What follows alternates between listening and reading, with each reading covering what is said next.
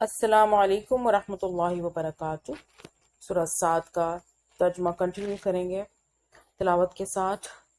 اعوذ باللہ من الشیطان الرجیم، بسم اللہ الرحمن الرحیم۔ كذبت قبلهم قوم نوح وعاد وفرعون ذو الأوتاد۔ ان سے پہلے بھی قوم نوح اور عاد اور میخوں والے فرعون نے جھٹلایا تھا۔ آیت نمبر 13۔ وَثَمُودُ وَقَوْمُ لُوطٍ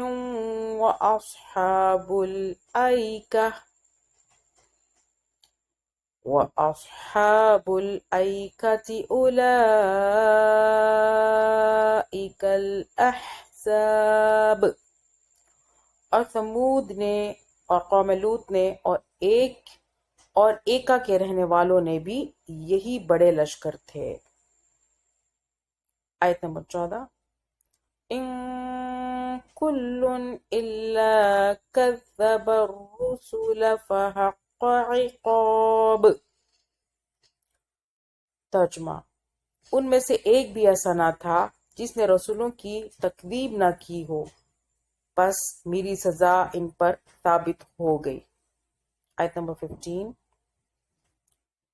وَمَا يَنظُرُ هَٰؤُلَاءِ إِلَّا صَيْحَةً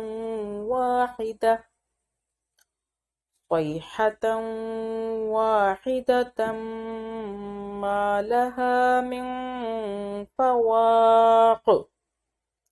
ترجمہ، انہیں صرف ایک چیخ کا انتظار ہے جس میں کوئی توقف اور ڈھیل نہیں ہے۔